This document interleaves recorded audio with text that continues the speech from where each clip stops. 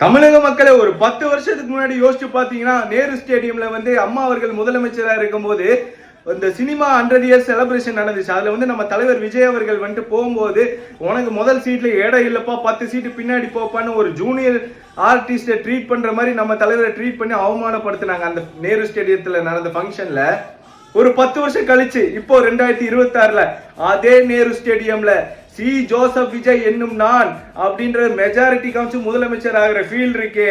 அதாவது அவருக்கு அந்த ஹார்ட் டைம்ஸ்ல அவர் கூட இருந்தவங்களுக்கா இருக்கட்டும், அந்த டைம்ல அவங்க ரசிகர்கள் அவர் கூட இருந்ததா இருக்கட்டும், அவங்களை எல்லாம் ஒண்ணு தாண்டி ஒண்ணு இருக்குல்ல, அவருக்குள்ள எப்படி இருக்கும். நார்மலா அஸ் அ பர்சன் நம்மளே ஒரு பேக் பெஞ்சரா இருந்து திடீர்னு ஒரு நல்ல ரேங்க் பாஸ் மார்க் ஆகும்போது நமக்கே எவ்வளவு சந்தோஷமா இருக்கும் போது, இவர் ஒரு 30 வருஷ கடின உழைப்புல எத்தனையோ அவமானங்கள் தகரடப்பா மூஞ்சின்னு சொன்னாங்க. அந்த ஃபேஸ ஒரு ஐகானா மாத்தி அந்த ஃபேஸ மட்டுமே வச்சு இன்னைக்கு சி ஜோசப் விஜய் என்னும் நான் முதலமைச்சர் ஆகும்போது அவருக்கு அந்த ஃபீல் எப்படி மக்களே இருக்கும்.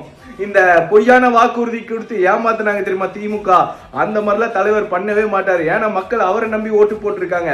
நம்ம விஜய் நம்ம வீட்டு பிள்ளை அப்படின்னு நினைச்சு ஓட்டு போட்டிருக்காங்க. சோ ஒவ்வொரு எம்எல்ஏக்களும் உங்க கூட இருக்க போறாங்க, உங்க பிரச்சனையை கேட்க போறாங்க. இந்த வாக்குறுதிகளை மொத்தமா தளபதி 2 வருஷத்துல நிறைவேற்றி காப்பாருங்க. 3 வருஷத்துக்குள்ள மேக்சிமம் எல்லாமே நிறைவேற்றி காப்பாரு. இந்த புருடா விட்டாங்க தெரியுமா திமுக நீட்ட ஒழிப்புன்னு, அங்க தோத்தடா நீ. இந்த மக்களை ஏமாத்தலாம் முட்டாளாக்கலாம் காசு கொடுத்தனே மக்கள் மாறிடுவாங்க நீ நினைச்ச. ஆனா அதெல்லாம் மாறியே போச்சுப்பா. மை வச்சாங்க, விசிலுக்கு ஓட்டு போட்டாங்க.